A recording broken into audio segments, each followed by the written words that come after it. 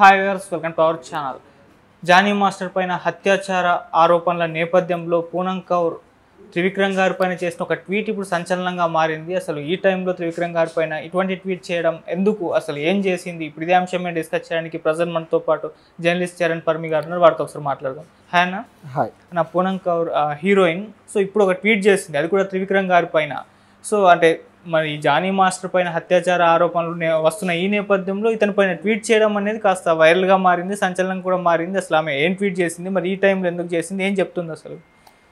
అంటే ఆవిడ ట్వీట్ నిజానికి త్రివిక్రమ్ గారిని ఆవిడ టార్గెట్ చేస్తూ చేసినట్టు కనపడింది. ఓకే. అదే చాలా కాలంగా పూనం కౌర్ గారు కొంతమంది వ్యక్తుల మీద టార్గెటెడ్గా ట్వీట్లు చేస్తూ వస్తున్నది మనం చూస్తూనే ఉన్నాం. ఆ కొంతమంది వ్యక్తుల్లో కొందరు కూడా కాదు, ఇద్దరే వ్యక్తులు. ఒకటి వచ్చేసి పవన్ కళ్యాణ్ గారు, రెండు వచ్చేసి త్రివిక్రమ్ గారు. ఈ ఇద్దరు వ్యక్తుల మీదనే ట్వీట్ చేస్తూ వస్తుంటారు. ఏ ఆంధ్రప్రదేశ్లో కావచ్చు, లేకపోతే సినిమా ఇండస్ట్రీలో కావచ్చు, ఏ ఇష్యూ జరిగినా సరే ఆవిడ తాను స్పందించాలి అనుకుంటే న్యూట్రల్గా స్పందించడం అనే వే ఆవిడ దగ్గర పోయింది. నిజానికి ఎవరైనా సరే ఏదైనా సంఘటన జరిగినప్పుడు దాని మీద వాళ్ళ రియాక్షన్ అనేది ఆ వ్యక్తులకి, ఏదైనా సంఘటన జరిగిన వ్యక్తులకి సంఘీభావం తెలపడమో, లేదా సంఘటనలో ఏదైనా నిజానిజాలు తెలిస్తే దాన్ని ట్విట్టర్ ద్వారా పంచుకోవడమో ఏదో జరుగుతుంది. ఈ రెండు కాకుండా ఆవిడ వెర్షన్ మాత్రం కొంచెం డిఫరెంట్గా వెళ్తూ ఉంటుంది చాలా కాలంగా. ఓకే. పవన్ కళ్యాణ్ గారిని విమర్శించడమా, లేకపోతే త్రివిక్రమ్ గారిని విమర్శించడమా, ఈ యాంగిల్లో మాత్రమే వెళ్తూ ఉంటుంది. మరి అందులో వాస్తవమైన విషయాన్ని ఆవిడ అడ్రస్ చేస్తున్నారా లేదా అంటే, ఆ విషయాన్ని అడ్రస్ చేస్తూనే ఇటువైపు దాన్ని టర్న్ చేస్తారనమాట. మనకు సామెత ఉంది, మరి అది వాడొచ్చలేదు కానీ, ఊరందరిది ఒక దారి అయితే ఉలిపిగట్టిది ఒక దారి అని చెప్పేసి ఒక సామెత ఉంటుంది. అట్లా అందరూ ఆవిడ జరిగిన సంఘటన మీద బాధపడడమో, లేకపోతే ఆవిడకి సంఘీభావం తెలియజేయడమో, మహిళ ఎవరైతే కంప్లైంట్ ఇచ్చారో దాని గురించి డిస్కషన్ జరుగుతూ ఉంటే సడన్గా పూనం కౌర్ గారి రియాక్షన్ ఎప్పుడు కూడా త్రివిక్రమ్ గారి మీదనో, లేకపోతే పవన్ కళ్యాణ్ గారి మీదనో ఈ విధంగా తీసుకెళ్తుంది. అదే టాపిక్ ఉంటుంది మళ్ళీ. ఓకే. కాబట్టి ఇది ఆవిడ పోరాటం చేస్తుందా, లేకపోతే మద్దతు తెలియజేస్తుందా, ఏదో అర్థం కాకుండా ఉంటుంది అనమాట గమనించి చూస్తే. గతంలో కూడా అంటే ఆవిడ ఆల్రెడీ ఎందుకు ఆ విధంగా చేస్తుంది అనే దానికి ప్రజలకు, అలాగే మీడియాకి అందరికీ సమాధానం కూడా తెలుసు.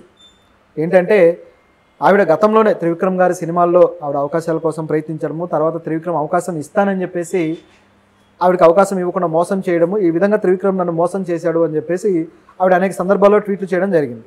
అదేవిధంగా పవన్ కళ్యాణ్ గారు మహిళలతో సరిగ్గా బిహేవ్ చేయరు, ఆయన 3 పెళ్ళిళ్ళు అది ఇది అని చెప్పేసి ఆవిడ వైసీపీ నాయకులాగా ఆవిడ కూడా ట్వీట్ చేస్తూ వచ్చారు. ఇదంతా చూసాం.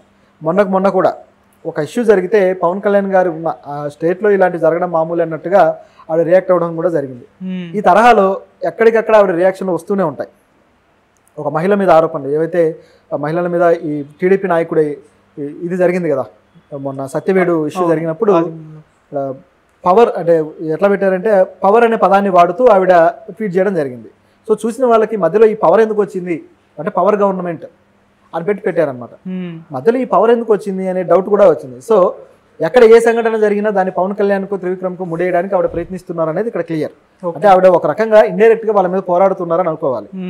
బహుశా ఆవిడకి వచ్చిన అవకాశాలు, ఏవైతే ఆవిడ అవకాశాల కోసం వెళ్ళి అక్కడ దెబ్బతిన్నారో, అక్కడ అవమానపడ్డారో, ఆ అవమానానికి ప్రతీకారంగానో, లేకపోతే ఆ బాధను వెళ్ళగక్కుతూనే ఈ విధమైన పోరాటం చేస్తున్నారు. అయితే ఈ వే అనేది సరైంది కాదు. గమనించి చూస్తే నిజంగా ఆవిడ పోరాటానికి దిగితే చాలా అద్భుతంగా ఉండేది. ఆవిడకి మద్దతు ఇవ్వడానికి ఎంతో కొంతమంది గుమికూడతారు, ఆవిడకి ఇచ్చే సపోర్ట్ ఆవిడకి దొరుకుతుంది. కానీ ఆవిడ ఆ వేలో వెళ్ళకపోవడం అనేది ఒక మైనస్. ఇక్కడ గమనించి చూస్తే ఈ ట్వీట్లో ఆవిడ చెప్పిన విషయం ఏంటంటే, గతంలోనే ఈ విధంగా నన్ను కూడా ఇట్లా మోసపూర్చారు, ఈ విధంగా ఇది జరిగింది. అయితే నేను త్రివిక్రమ్ గారి మీద ఫిలిం ఛాంబర్ కంప్లైంట్ కూడా చేయడం జరిగింది. సో దీన్ని బట్టి మనం అర్థం చేసుకోవాల్సింది ఏంటంటే, త్రివిక్రమ్ గారు ఆవిడ మీద సెక్సువల్ ఎక్స్‌ప్లాయిటేషన్ ఏదన్నా ప్రయత్నించారు, సో దాన్ని ఆవిడ ఫిలిం ఛాంబర్ దాకా తీసుకువెళ్ళారు అని చెప్పేసి ఆవిడ తెలియజేశారు. అయితే దీని విషయంలో ఏమాత్రం ఫిలిం ఛాంబర్ స్పందించలేదు. పెద్దగా నా ఫిర్యాదు ఏదైతే ఉందో దాని మీద ఎంక్వైరీలు వేయడం కానీ, శిక్షించడం కానీ ఇటువంటివి ఏవీ చేయలేదు. అప్పుడే కానీ మీరు చేసి ఉంటే ఈ విధంగా ఈరోజు అన్యాయమైన మహిళలందరూ ఈ విధంగా రోడ్డు ఎక్కాల్సిన పరిస్థితి వచ్చేది కాదు, ఇంతమందికి అన్యాయం జరిగి ఉండేది కాదు అని చెప్పేసి ఆవిడ అంటున్నారు. ఇది ఇక్కడ గమనించాల్సిన విషయం. అయితే ఇందులో మరి ఫిలిం ఛాంబర్ ఎందుకు త్రివిక్రమ్ గారి గురించి పట్టించుకోలేదు అనేది కూడా ఒక ప్రశ్నే. ఆవిడ డైరెక్ట్గా ఫిలిం ఛాంబర్ని అని ఉంటే బాగుండేది ఇంకా చెప్పాలంటే. ఎందుకంటే ఫిలిం ఛాంబర్ నిజానికి ఈరోజు మీటింగ్ కూడా పెట్టారు. ఈ జానీ మాస్టర్ వ్యవహారంలో మీటింగ్ పెట్టి వాళ్ళు కూడా స్పందించారు.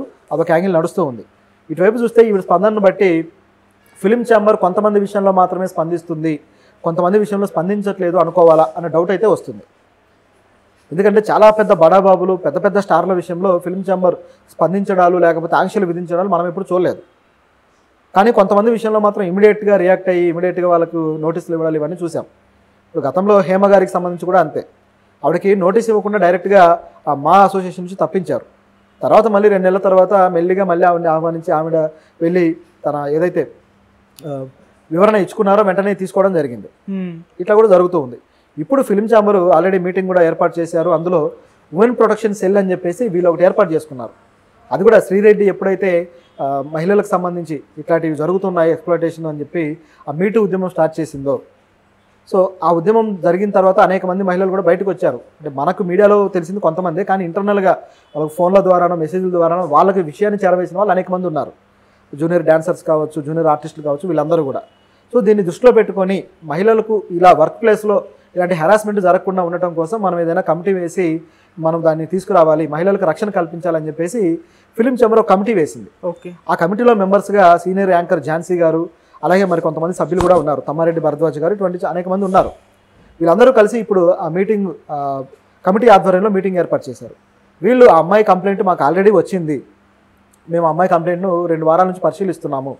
ఆవిడ మొదటగా మాకు ఇచ్చిన కంప్లైంట్ వచ్చేసి జానీ మాస్టర్ నాకు అవకాశాలు లేకుండా చేస్తున్నాడని ఆవిడ కంప్లైంట్. కానీ తిరిగి ఇప్పుడు ఈ విధంగా లైంగిక వేధింపుల ఆరోపణల కేసు కింద ఆవిడ చెప్పారు. కాబట్టి దీన్ని మేము ఇప్పుడు సీరియస్గా తీసుకున్నాము, పరిశీలిస్తున్నామని చెప్పేసి ఝాన్సీ గారు అన్నారు. ఓకే. అలాగే ఈ అసోసియేషన్ నుంచి కూడా ఆల్రెడీ డాన్సర్స్ అసోసియేషన్లో జానీ మాస్టర్ గారు అధ్యక్షులుగా ఉన్నారు. సో ఆయనే కర్తగా నడిపిస్తున్నారు. కాబట్టి ఆయన పదవి నుంచి తొలగించాలి అని చెప్పేసి డిమాండ్లు వస్తున్నాయి, దాన్ని కూడా పరిశీలిస్తున్నాం అన్నారు. సో ఎందుకంటే అటువంటి ఆరోపణలు ఉన్న వ్యక్తి కొన్ని రోజులు ఆ పదవిలో ఉండకుండా పక్కన ఉండటం అనేది శ్రేయస్కరం. రాజకీయాల్లో కూడా ఇటువంటిది మనం చూస్తూ ఉంటాం. ఎవరి మీద ఆరోపణలు వస్తే ఆ పదవిలో నుంచి వాళ్ళే స్వచ్ఛందంగా తప్పుకోవడమా, లేకపోతే వాళ్ళని పక్కన పెట్టడమా జరుగుతుంది. తర్వాత వాళ్ళు వాళ్ళ నిజాయితీని నిరూపించుకున్నప్పుడు మళ్ళీ ఆ పదవిలోకి వెళ్తుంటారు. రీసెంట్గా చూస్తే కేజ్రీవాల్ గారు కూడా లిక్కర్ కేసులో, ఢిల్లీ లిక్కర్ కేసులో ఆయనకి కేసు శిక్ష వేసిన తర్వాత ఆయన బెయిల్ మీద బయటకు వచ్చారు. ఇప్పుడు నేను నిజాయితీ గల వాడిని నిరూపించుకోవడానికి రాజీనామా చేస్తున్నాను, మళ్ళీ ఎలక్షన్కి వెళ్తాను, ప్రజలే నన్ను నిజాయితీ గలవాడైతే ఓట్లేసి గెలిపిస్తాను అని చెప్పి రాజీనామా చేశారు. ఈరోజు ఢిల్లీకి కొత్త సీఎం వస్తున్నారు. ఆ విధంగా సీఎం స్థాయి వ్యక్తే స్వచ్ఛందంగా రాజీనామా చేస్తున్నప్పుడు జానీ మాస్టర్ లాంటి వాడు బయటకు వచ్చి మాట్లాడి స్వచ్ఛందంగా పదవి నుంచి బయటకు వచ్చేసి ఈ విషయంలో స్పందిస్తే బాగుండేది. కానీ ఆయన ఆ విధంగా చేయకపోవడం అనేది కొన్ని అనుమానాలకైతే తావిస్తుంది. ఓకే. ఇది ఇక్కడ జరుగుతున్న సంఘటన. ఇటువైపు చూస్తే ఫిలిం ఛాంబర్ ఈ విషయంలో రియాక్ట్ అవ్వడం అనేది చాలా హర్షించాల్సిన విషయం. 2 వారాల క్రితమే రియాక్ట్ అయితే ఎలా ఉండేదో, కానీ ఇప్పుడు వాళ్ళు ఆగడంతో ఈ లైంగిక ఆరోపణలు బయటకు వచ్చి అనేక దాగి ఉన్న విషయాలు కూడా బయటకు వచ్చాయి. అయితే ఇందులో గమనించాల్సిన విషయం ఏంటంటే ఇది కాస్త ఆయన తోటి కొలీగ్స్ కూడా కొంతమంది జానీ మాస్టర్ మీద ఆరోపణలు చేయడం అనేది ఇంకాస్త ఆసక్తికరంగా ఉంది. ఓకే. ఇప్పుడు బషీర్ మాస్టర్ ఆయన చాలా కాలంగా డాన్స్ మాస్టర్గా ఉన్నారు. ఆయన కూడా కొద్ది గొప్ప పేరు తెచ్చుకున్నారు. ఇప్పుడు ఉన్న మంచి ప్రైమ్ డాన్స్ మాస్టర్స్లో ఆయన కూడా ఒకరు. ఆయన వచ్చేసి జానీ మాస్టర్ మీద కొన్ని ఆరోపణలు అయితే చేస్తున్నారు. ఏంటంటే జానీ మాస్టర్ వ్యక్తిగతంగా ఎలాంటి వాడు అనేది మేమేం మాట్లాడము, కాకపోతే మాకు గొడవలు ఉన్నాయి, అసోసియేషన్లో కూడా మాకు చాలా గొడవలు ఉన్నాయి. సో తెలుగు అసోసియేషన్ ఏదైతే ఉందో, అంటే తెలుగు అసోసియేషన్ అంటే ఆంధ్ర మాస్టర్స్ అందరూ ఉన్నది. ఈ అసోసియేషన్ ఏదైతే ఉందో ఇది తెలంగాణ డ్యాన్స్ మాస్టర్స్ని తొక్కేయడానికి ప్రయత్నం చేస్తూ వస్తుంది చాలా కాలంగా. కాబట్టి మాకు తెలంగాణ డ్యాన్స్ మాస్టర్స్కి తెలుగు డ్యాన్స్ మాస్టర్స్కి గొడవ అయింది, అంటే ఆంధ్ర డ్యాన్స్ మాస్టర్స్కి. ఈ గొడవలు బాగా చెలరేగాయి, ఎక్కువయ్యాయి. సో మాకు వచ్చే అవకాశాలు పోతున్నాయని మేము భావించి తెలంగాణ అసోసియేషన్ ఒకటి ఏర్పడాల్సిందే డ్యాన్స్ మాస్టర్స్కి అని చెప్పి మేము పోరాటం చేయడం జరిగింది. మొత్తానికి అటువంటి వింగ్ మేము ఏర్పాటు చేసుకోగలిగాము అని చెప్పేసి ఆయన అనడం జరిగింది.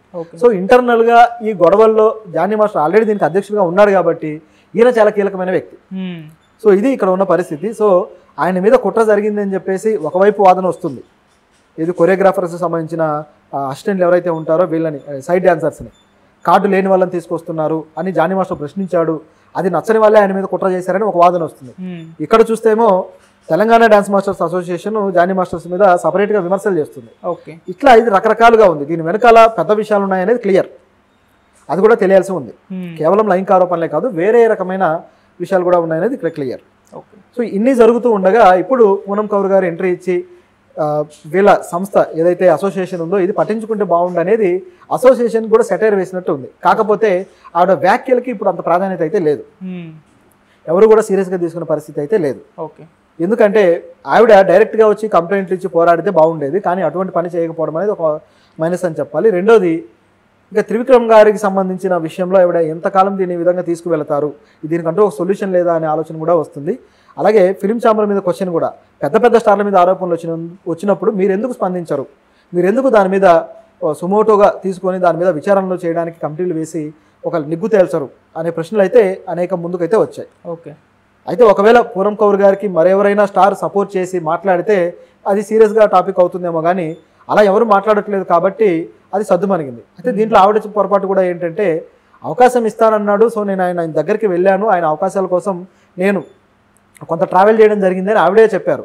సో దీనివల్ల జరిగిన పొరపాటు ఏంటంటే మహిళ ఎప్పుడైనా సరే విల్లింగ్గా తన అవకాశం కోసం తను ఎప్పుడైతే కొద్దిగా లూజ్ అవుతారో వాళ్ళ దగ్గర, అప్పుడు వాళ్ళకు ఉండే మద్దతు అనేది సామాజికంగా చచ్చిపోతుంది.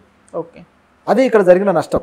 ఓకే. అయితే ఇక్కడ ఉన్న పరిస్థితులు అంత ఘోరంగా ఉన్నాయి. సో దీన్ని మనం బాధపడాలి.